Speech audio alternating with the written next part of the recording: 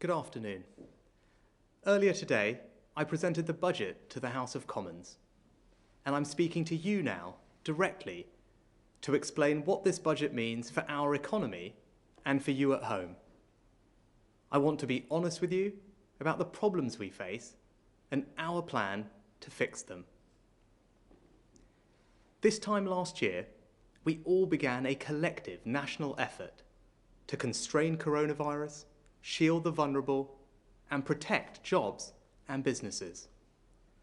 Since then, the government has announced more than £280 billion to protect people's lives and livelihoods. Our plan is working. The Independent Office for Budget Responsibility has today shown that because of interventions like the furlough, the economy is now expected to recover more quickly and fewer jobs will be lost. But we still face significant challenges. People are being told to stay at home. Businesses are still closed. It's going to take us a long time to fully recover from the damage coronavirus has done to our economy. Today's budget is a three-part plan to protect the jobs and livelihoods of the British people. The first part is this: we're going to keep economic support in place until well past the point that we exit lockdown.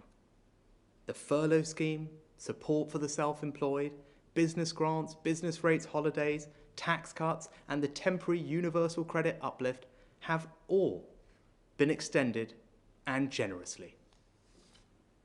Taken together, this year and next, we're spending £407 billion to support people and businesses through coronavirus. I said, whatever it takes, and that means for however long it takes. But that unprecedented level of support, combined with the damage coronavirus has done, places huge strain on our public finances. Simply put, we have to get borrowing and debt back under control.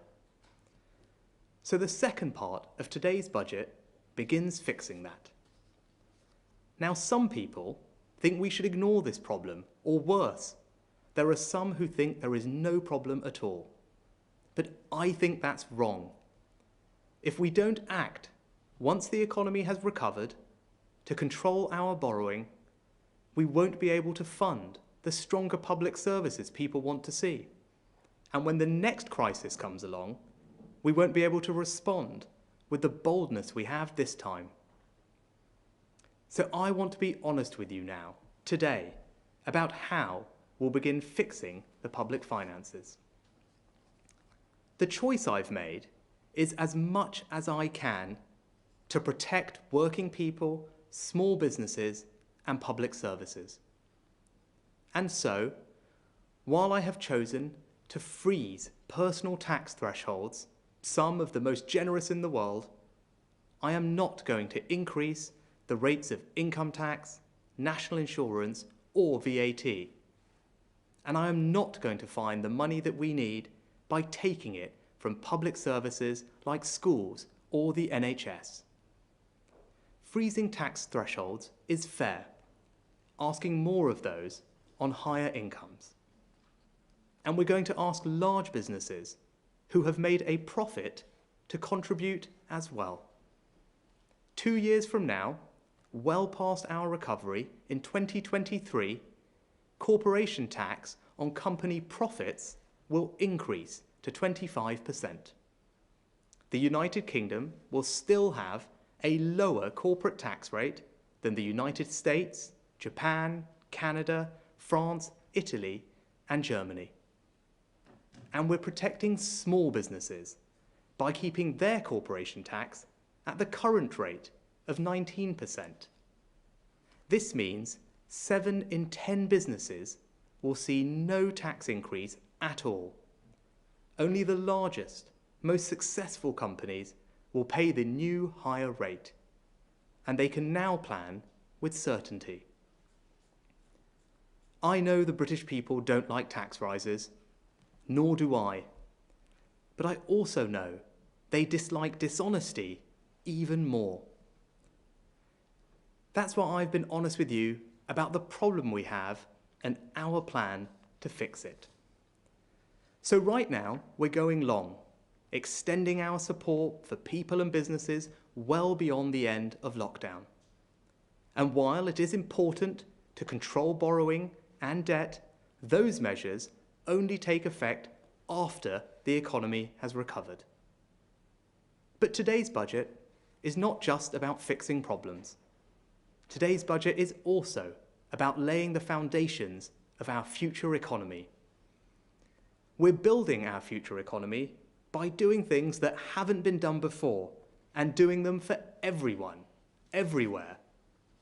Our success with the vaccine has shown us this country can be a scientific superpower, leading the world through the coming technological and scientific revolutions, towards a future where growth and jobs go hand in hand with tackling climate change, where we are known around the world as the best place to invest and do business, and where we redraw the economic map with decent jobs in every corner of our country. To do that, this budget is helping people develop new skills, start an apprenticeship, and get better paid jobs. This budget is helping small business owners get the training, skills, and technology they need to compete with bigger firms and become the high-growth companies of the future. And this budget is bringing prosperity to the whole United Kingdom, with new free ports around the country and the largest pro-investment tax cut in modern British history, making the time to invest right now and the place to invest right here. So that is our budget, our plan, our numbers. But the number that in so many ways defines the last 12 months is not included in today's budget document. I want to finish my remarks by acknowledging all those who have lost their lives to coronavirus. To the family and friends left behind, your loss, felt most acutely in the quietest of moments, must be overwhelming. But I promise you, we will meet this moment with the passion and energy it demands, and we will build a fairer and more just country in their memory. Our recovery begins today. Thank you. I think we have some questions from both public and journalists, so maybe we could turn to the first question. Chancellor, how will the new budget ensure that leaseholders aren't burdened with unfair costs associated with cladding and other historical building defects? Ravi, hi, thank you for your question. Now, with regard to, I wonder if you're particularly impacted by this, in which case, if you are, I'm sorry, because I know this has been enormously frustrating and worrying for people. And what we did is take action a little while ago and made some announcements to help people who are dealing with unsafe cladding in their buildings. I became Chancellor a year ago. In the first budget last year, I announced an extra £1 billion. And a few weeks ago, the government announced an additional £3.5 billion, bringing the total that we will spend to £5 billion to help remediate unsafe cladding from buildings over 18 metres, which are the most unsafe. And that work is already underway, and we're getting on with that at pace.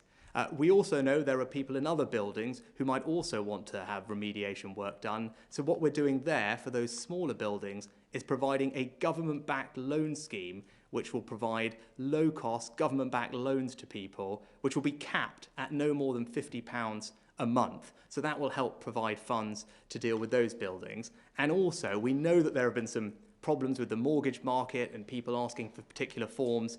So we're working very hard, the Housing Secretary, the Prime Minister and I, with mortgage lenders and the industry to make sure that the use of those forms, they're called EWS1 forms that have been causing the issue, the use of those forms is going to be proportionate, and we really hope that will help unblock the market together with a government insurance scheme that we're providing for people who do those assessments. So I think the combination of £5 billion of funding to remediate the most unsafe buildings, a cheap government loan to help with the rest, and these interventions on the mortgage market, when you put them all together, hopefully they will make an enormous difference and provide reassurance to people through what I know has been a difficult process. So next, if we could go, please. Yes, hello, Chancellor. Faisal Islam. Hi, from the Faisal. BBC here. Chancellor, what would you say to the, I think it's million or so people that will enter the income tax system, the million or so people that will end up in the higher rate? And when you put that together with the rise in corporation tax, this is a turning round of conservative principles. Has the pandemic fundamentally changed the conservative approach to big business, big borrowing, big taxation, and big spending? Thanks, Faisal. Well, hopefully, both in the remarks I made earlier now and in the House of Commons earlier, people will have understood the logic of what we're trying to do. Now, obviously, the pandemic has dealt us pretty bad damage to the public finances and the economy, and I think I and the government have a responsibility to put those on back in a strong position over time, but do that in a way that is supportive of our economic recovery in the short term, but also do so in a way that is fair. And I think both of the measures that we've implemented, the ones that you mentioned, pass that test. For example, the threshold freeze means that those on the lowest incomes contribute much less than those on higher incomes, and it's something that only builds over time. So it's very supportive of our recovery. And importantly, nobody's current take-home pay will be affected as a result of this policy. What this policy does is mean that in the future, any benefit that might have come from thresholds rising with inflation will not be there, and that's what will help us rebuild our public finances in a fair and honest way. And I know that's been supported by several think tanks and others who have said that's a sensible thing to do. And with regard to corporation tax, we remain a party that believes, and a government that believes in supporting business, and which is why our corporation tax, even after this change, will still be the lowest out of the G7 large economies that we compete with. So I think that's something that we will be proud to do and make sure that we support business in that way. But also, crucially, we will be exempting the vast majority of businesses, our small and medium-sized businesses, from that increase, because we want those with the biggest shoulders, just the largest, most profitable companies, to make the contribution in 2 years' time. And also, there are lots of other things in today's budget which are supportive of business, whether that's short-term support with business rates, holidays, VAT cuts, cash grants, but also new help to grow management and digital incentives, because we want to help small and medium-sized businesses get the management training they need and help them get the digital technology they need to compete in the future economy. So that, to me, when you put it all together, are the actions of a government that firmly believes in supporting business, both in the short term, but also in the long term. And the last thing I'd say, because I think it's also important, we really want businesses to invest. Well, we know that investment can help drive our recovery, and today I announced something called the super deduction, which is a tax cut for business investment, the likes of which we haven't ever seen before in this country, and that will really support businesses to invest now over the next 2 years to help drive our recovery, and I think it will make a huge difference. Next, are we going to Joel? Hello there, Chancellor. Can you hear me okay? I can, Joel. Fire away. Wonderful. I want to pick up on corporation tax. The corporation tax increase is enormous. It's a 6-point jump overnight in 2 years' time. The Confederation of British Industry describes it as a worrying signal. This does feel like a gamble, doesn't it? Especially now Brexit is done. You say you want more businesses to invest in the UK. Is there a danger that this will achieve the opposite? Well, Joel, I think that the CBI also said lots of other positive comments about the budget today, which people can read. But you talk about the corporation tax rate, again, and you talk about international competitiveness and the signal it sends. We will still have a lower corporation tax rate than any of our major G7 competitors. So America, Canada, France, Germany, Italy, for example. And so I think that puts us in very good stead internationally. And if you broaden that group of large economies out to another group called the G20, with the 20 largest economies in the world, we would still have the 5th lowest rate in that group. So I think on any measure, it's still an internationally competitive rate that signals that Britain is open for business and supportive of business. And as I was saying to Faisal, the super deduction, the tax cut for business that we've put in place over the next 2 years to support the recovery, to drive up business investment in new factories, new machines across the country, that's an enormous tax cut for business.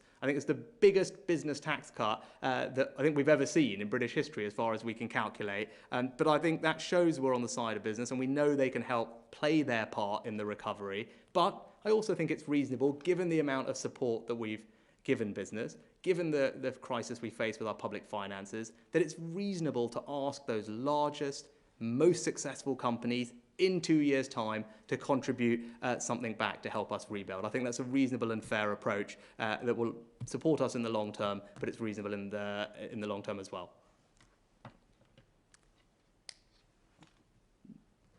I think next, are we going to Ed?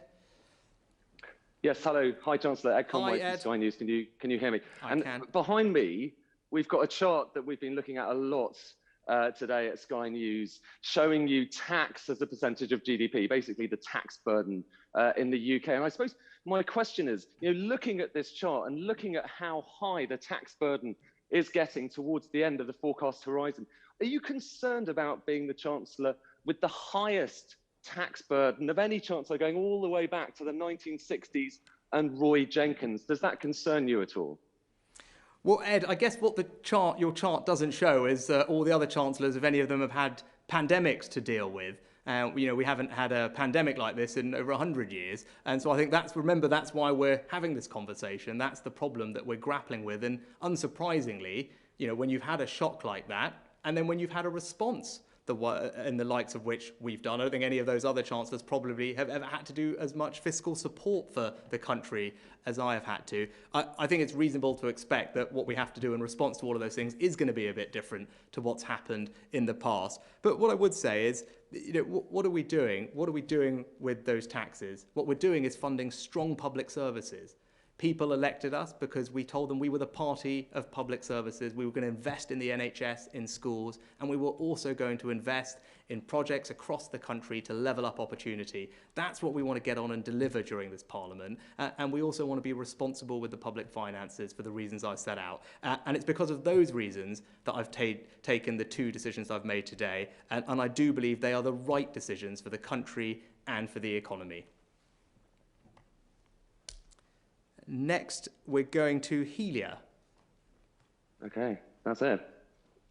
Good afternoon, Chancellor. The OBR points out that in your calculations, there's no provision for virus-related costs beyond next year, despite the fact that the government acknowledges that there will be an annual vaccination programme, there'll be further costs associated with test and trace, as well as, of course, the NHS increased costs because of cancelled operations and procedures. You've made a lot today about wanting to be honest with people. Do you think is it your honest judgment today that the pandemic will cost nothing from next year?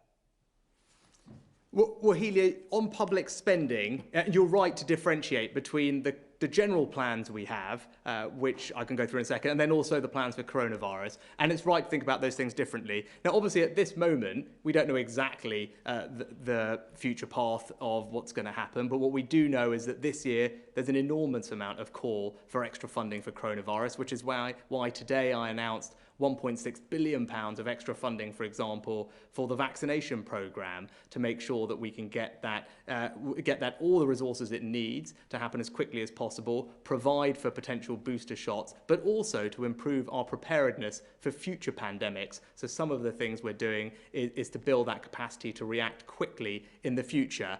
So I don't have a crystal ball about next year, but we are thinking about the next 12 months and what's required. You talked about NHS backlog. At the spending review you, in November, we announced billions of pounds of extra funding for the NHS, both for diagnostic equipment to upgrade some of the older diagnostic equipment and to provide more ability for the NHS to do elective surgery this year to start catching up on some of the backlog that we know exists. But to your broader question about public services and public spending, the numbers that are set out today show that there will be strong growth, strong investment in public services, not just over these 2 years, but for the remainder of the Parliament as well. And then next, I think Catherine Sampson. Yes, thank you, Chancellor. Just your reaction, please, to 2 points. First of all, Scotland's Finance Secretary claims you've not matched her ambition for supporting economic recovery and jobs, and she's especially disappointed you didn't make that uplift to universal credit permanent. Just your reaction to that. And secondly, your business minister suggested in an interview yesterday, when it came to an independence referendum, it was up to the Scottish people to decide when and whether they want one. Do you agree with him? And is the Treasury planning some change of strategy here? Well, Catherine, I genuinely believe that I don't think people want any of us to be focusing on constitutional questions at the moment. I think what people want is us to be focusing on our response to the pandemic, making sure that we get the vaccine rolled out as quickly as we can into as many people's arms as possible. And then with that, with the Prime Minister's roadmap, cautiously and safely reopen our economy, get our lives back to normal and try and protect as many jobs as possible. I think that's actually what people want us to focus on, which is what we're getting on and doing. With regard to the universal credit uplift, I announced today that we are extending that for 6 months. This was something that we put in place temporarily at the beginning of the pandemic when we were in lockdown. And the 6 months extension means that it will be in place well beyond the end of this current lockdown.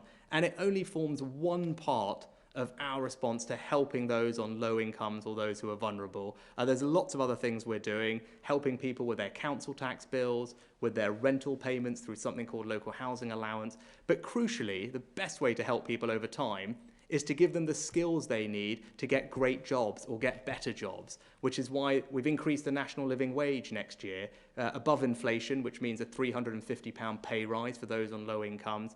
And we're also, with the Prime Minister's lifetime skills guarantee, for example, giving every adult the opportunity to go and get a government-funded qualification at a good standard, which will help them increase their prospects of getting a job or getting a new job. And they're doing lots of other things to encourage companies to hire people. For example, our Kickstart scheme for young people, or indeed the £3,000 that we're paying companies to take on a new apprentice. So there's lots of different ways to help people. The figures and the facts in the document today show that those on the lowest incomes have been supported the most by all the interventions that we've put in place over the last 12 months. So I'm proud of that. That is this government acting to protect those who really need our help. But as the economy reopens, it's right that we transition our support to focusing on people, getting them into work, getting them the skills they need, and that's what this budget delivers. Next, I think we're going over to the Times. And Philip Aldrich. Philip, are you there? Yes. Hi, Chancellor. On corporation tax, you're undoing 10 years of tax policy by raising corporation tax up to 25% in 2023, and you're even reintroducing a small business tax rate. So I just wondered, was the previous policy wrong? And also, what gives you confidence that your tax rises are not going to choke off the recovery in 2023? There's still spare capacity under the OBR's forecasts, right at the end of the forecast period. So it looks like there's more to go for in terms of growth. Thanks, Phil. I mean, I think it's not right to judge decisions that were made over the last 10 years by the fact that today we're dealing with the results of a hopefully once in a century pandemic that we're grappling with. The decisions that were made in the past were right for then, and we're making the right decisions for now. I think with corporation tax over time, what's transpired is it might not be the most effective way to drive capital investment up, which is what we want to see because we want businesses to invest to create jobs in new machinery to drive up productivity.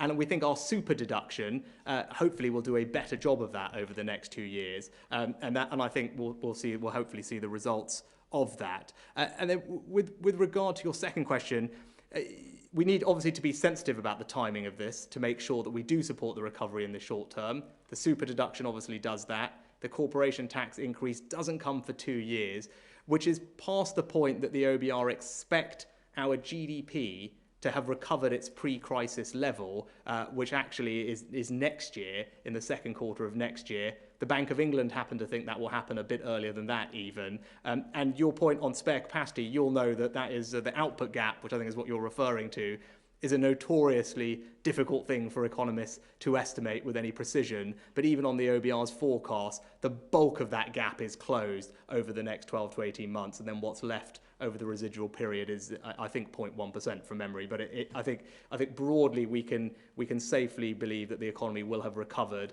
and that is a safe time for the increase to happen, but in the proportionate way that it is, not affecting small businesses. And remember, corporation tax is a tax on profits. So by definition, it's only those companies who are doing well, making profits, that pay it. So we're going over to the FT. George, are you there? Hi, George. I am. Thank you, Chancellor. Can I ask you a bit about your flagship Levelling Up programme? We were looking at your £1 billion towns fund you've announced today. By our reckoning, 40 of the 45 towns on the list are represented by Conservative MPs. We're also looking at the Levelling Up fund that you've announced, and you've come up with some priority areas.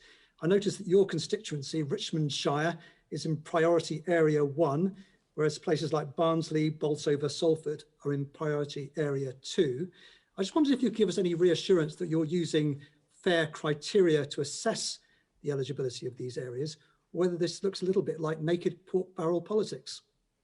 Thanks, George. So the formula for the grant payments for the new fund to give them some capacity funding to bid for projects is based on an index of economic need, which is transparently published, I think, actually by MHCLG, and based on a bunch of objective measures. So that will be there for people to have a look at. And remember, that's only areas that have received some capacity funding to bid. No area is excluded for bidding. It's just that those areas on the basis of this formula might need a bit of extra help. So we're giving those local areas some money to put their bid together to help them. And you know, to your broader point, I think if you look at all the things we're doing, they're benefiting people in every corner of the country. So we, for example, announced the location of our 8 free ports in England today. You know, they're spread in 8 English regions, from Southampton to Teesside to Liverpool, you know, across the country. And all of those areas are actually represented by a mix of both MPs and local authorities.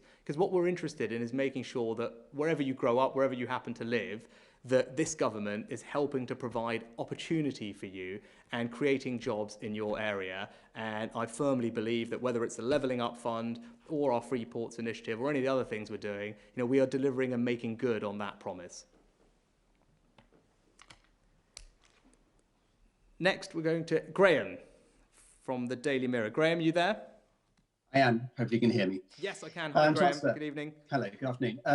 Chancellor, are you prepared to extend still further the cut-off date for the renewed support that you've announced today if, while no one wants this, the timing for the roadmap has to change? And then secondly, if I may, what do you say to those who've labelled it an insult that there's no pay rise for many thousands of public sector workers who've been on the front line during the pandemic? There's been no pay rise announced by you today. Graham, to your first point, what we've done very deliberately is extend all of our support well beyond the end of the roadmap, which, you know, the Prime Minister set out some dates in April, March, April, May, and then finally June. For example, look at furlough, which is being extended all the way to September, in line with many other things. The reason we've taken that approach is, as I said in the House of Commons today, is because we want to make sure that we've made allowance for even the most cautious possible interpretation of the roadmap or what might happen.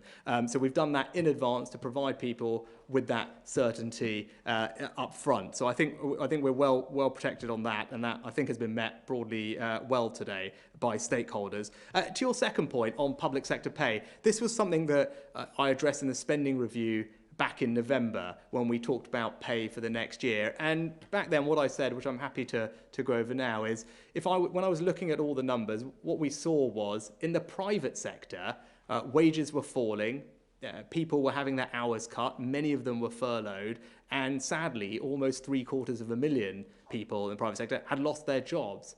And almost none of those things had happened in the public sector. So given that, and given the obviously very difficult fiscal situation that we face, that we've been talking about, I thought for reasons of fairness and also to try and protect those public sector jobs, it was reasonable to take a more targeted approach to public sector pay for this next year.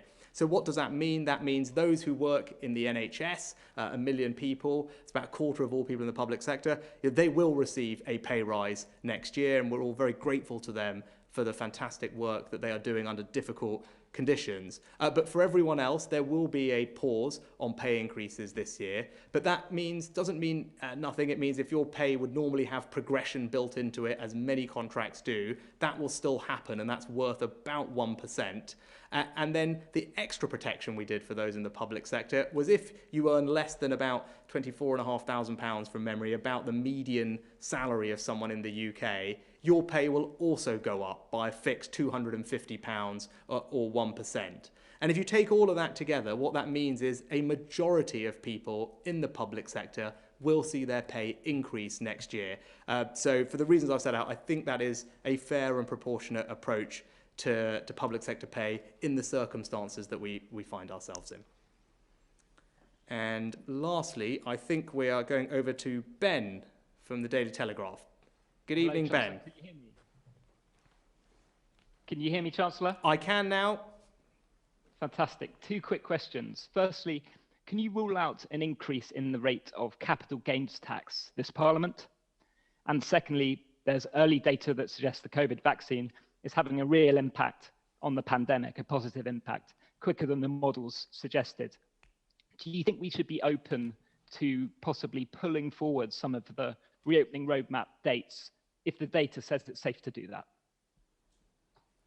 Thanks, Ben. Well, I always, and people are probably tired of hearing me say this if they've been watching me on the telly in the recent week, but I obviously can't comment on fiscal policy other than on the ones that we're talking about in the budget. So I can't answer your first question, but I think we've made the decisions we've made on tax. And as we said in our manifesto, we didn't want to raise the rates of income tax, national insurance and VAT, and we have stuck by that because that is important to me to do that. And with regard to your second question, look, the Prime Minister, when he set out the roadmap, said that what we were trying to do was for it to be cautious but irreversible, and that's the right approach. And the dates that we've set out were always the earliest of dates. We are making, and that's the way they will remain, but it's a good note for us to finish on, and I think it just to say incredible congratulations and thanks to everyone involved with the vaccine rollout. It's been something that all of us in the country, I think, can feel hugely proud of, from the team that developed the vaccine in Oxford, whether it's Professor Sarah Gilbert and her team, all the way to the volunteers who are now helping get it into people's arms and shepherding them through all our vaccine centres. An unbelievable rate, faster than almost any other country in the world. What a success story, what a thing for us to be so proud of, and a great advert of what we can be in the future. We can be, as I talked about in the speech, a scientific superpower where we're developing new medicines, new therapeutics. We can create new companies out of that, create new jobs, and spread that employment around the country and save people's lives in the process. I think it's shown us what we're capable of, a country, and we want to harness that spirit as we look forward and build a brighter future for the country as we emerge from this pandemic. And I'm very confident that today's budget sets us on the road to doing exactly that. Thank you, Ben. And thank you very much, everyone. Good evening.